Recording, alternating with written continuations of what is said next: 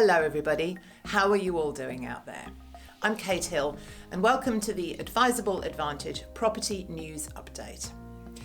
We do give you honest, balanced commentary and content here. So once again, before we get started and before we do anything else, please subscribe to our YouTube channel, hit that notification bell so that you are not missing out on our further news updates, our suburb analysis, and all our free hints and tips around buying and owning property.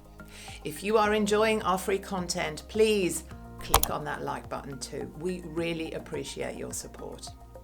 So this week's news update will cover off on property price decline forecasts revised and improved, increased auction clearance rates, inspection regulations easing in Melbourne, and the Domain Buyer Demand Indicator's latest stats. Responsible lending laws scaling back. Now, while I would rather you watch the whole few minutes of my fabulous little video, you can of course skip along to each particular segment that you're interested in if you don't want to watch the whole program. You can watch right here for a video that is also listed in the description below that gives you a national house price update. To get more in-depth discussions on particular locations like Sydney and Melbourne, then please watch our special city feature videos. And let's get right into it. Westpac are the latest bank to soften their house price decline forecast amidst a resilient real estate market. Now, this isn't just me being overly optimistic because I'm in real estate. This is one of Australia's big four banks. Like so many others, they have been predicting massive falls, 10% fall in prices nationally from the peak in April to June 2021, with an increase of around 4% per year over the following 2 years. They expected Melbourne to be hit the worst, down 12%, Sydney down 10%, and Brisbane and Adelaide both down 8%. But now, with the benefits of hindsight and with real estate weathering the COVID-19 storm, Westpac forecasts just 5% declines between April and June next year. From Westpac, there is no better news for a locked down Melbourne as yet, whose prices are still predicted by them to be down 12%. But now Westpac sees Sydney contract in line with the national decline of 5%, which is nonsense. Brisbane back 2% and Adelaide now to actually see a 2% gain. As we keep reporting, this lumps every single property market into one bucket, which you just can't do. That's not what happens out there. There has already been a 2.3% decline nationally according to CoreLogic's data. Again, that lumps the whole nation into this same pot. It's nonsense, because I assure you there are areas around Australia where prices are stable and some where they are rising. Prices are increasing. So please take all of these stats with a bit of a grain of salt when you're considering when and whether to get into the property market. Matthew Hassan and Bill Evans from Westpac say that they have changed their view based on two reasons: a more substantial boost from lower interest rates, especially low fixed interest rates, and a milder than expected recession. Westpac recently revised up its growth forecasts for the second half of 2020 from 2.8 to 4%. The new outlook reflects a view that New South Wales, Queensland, South Australia and WA would rebound strongly from the collapse in the June quarter based on their milder and briefer COVID disruptions. There was no collapse, please, in the property markets. They both also suggest that the economic impact of Victoria's second wave lockdown also appears to be less severe than expected. They say the recovery will be supported by sustained low rates, which Hassan and Evans suggest are likely to be even lower than current levels, as well as the ongoing support from regulators, substantially improved affordability, sustained fiscal support from both federal and state governments, and a strengthening economic recovery. Who'd have thought it, eh? And not only that, they go even further. Our Westpac economists say that by 2023, nationally, house prices are expected to rise by 15%. There's that same bucket again.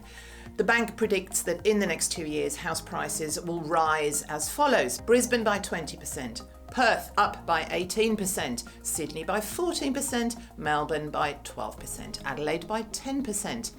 The improvements will be fueled by record low interest rates, easier access to credit, and as we just discussed, the milder than expected recession.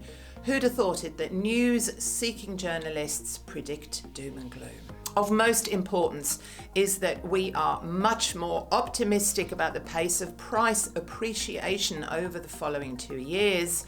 Westpac's forecast is consistent with predictions by the CommBank, which expects prices to rebound from mid-2021, a view which is also better than CBA's previous expectations, which was some sort of 30% bust in national prices. In the short term, prices are expected to stabilise around the December and March quarters, possibly with some modest increases, although Melbourne will be at least 1 quarter behind the other states. And keep remembering that in many areas, prices don't need to stabilise. They are doing very nicely, thank you very much. And now for my next favourite love-hate topic, auction clearance rates. CoreLogic have reported that clearance rates have rebounded strongly, registering a preliminary strike rate of 72% last weekend. The result is the highest clearance rate recorded since early March and compares to 71% for the same time last year. There were 918 homes taken to auction over that week, up from 816 over the previous week. Against 74 auctions, Canberra recorded the strongest result at 89%. Sydney held 679 auctions, with 72% going under the hammer successfully, while Adelaide had 73 auctions, with 64% being cleared. The numbers in Brisbane were similar, with 62% of the 65 auctions proceeding to sale. Remember that most properties in Brisbane and Adelaide are not sold at auction. It's a very small number. So these figures to me are essentially useless, but people like them. So hey, I'll report them to you. Auction activity remained extremely low across Melbourne, with just 11 homes taken to auction last week and 13 the week before. This should, of course, change shortly, with restrictions easing and inspections being permitted once again. So following on from that, real estate bodies in Victoria are rejoicing following the announcement that private inspections for the purchase and leasing of residential properties can recommence.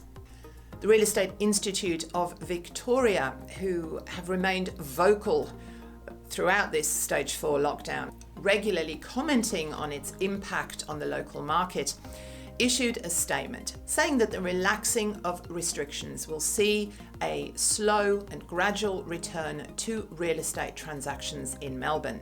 This will be an enormous relief to buyers, sellers, and renters alike. Being able to inspect properties in a private and safe manner will enable online auctions and private sales to return. Real Estate Institute of Australia President Adrian Kelly has also responded to the news, saying that the easing of restrictions signalled an important step forward for Victoria's property industry, the stakeholders of which had been forced to make unprecedented sacrifices across the past few weeks. According to Domain's Buyer Demand Index, houses and apartments in the outer suburban areas of Sydney, Melbourne, Brisbane and Perth were the highest demand in those cities for the month up to September 6th.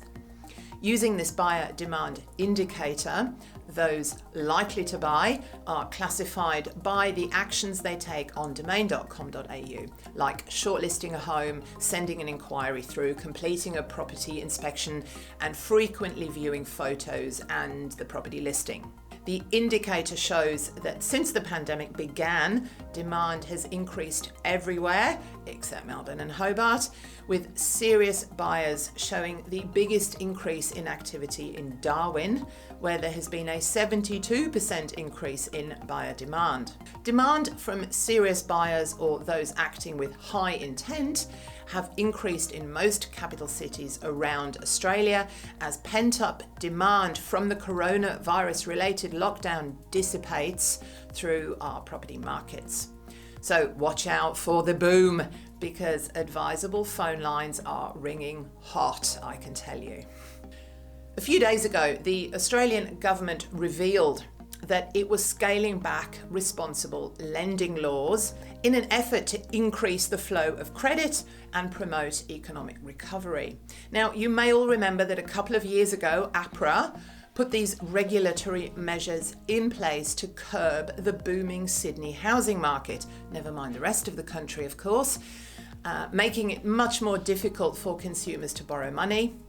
And currently it is estimated that it's 3 times harder for the first home buyer to get a loan, despite low interest rates making it easier to service a mortgage. So this will allow lenders to rely on the information provided by borrowers, replacing the current practice of lender beware with a borrower responsibility principle. A fact sheet from the Treasury has explained. Now, more than ever, it is important that there are no unnecessary barriers to the flow of credit to household businesses, especially small and medium-sized businesses, as the economy recovers. Not surprisingly, given their positions as major lenders, ANZ and Westpac have come out in support of the change. A statement from ANZ's chief executive said the simplification of the credit framework will speed up the flow of credit to Australians during these very difficult economic times, while still providing the necessary protections for Australians when accessing credit. He added that the decision would support the economy and customers at a crucial time. Westpac, the Australian Banking Association, the Finance Broking Association of Australia have all also welcomed the news, hailing the changes as a way to stimulate borrowing and the economy at large, because many borrowers who could afford a mortgage had been locked out. Of course, there has been a backlash from some consumer protection groups as they take on a tone of warning around these changes and agree that the relaxation of lending criteria is being rightfully met with some concern. They do agree that while the move is certainly a positive for growth as we recover from COVID, there is every reason to believe that the banks will be treading far more cautiously with their product governments this time around than they have in the past. So that would be a really good thing. Please don't forget to subscribe to our channel, leave a comment, hit that like button too. We really do appreciate your support. We hope you find the content useful, and I will see you very soon. Bye.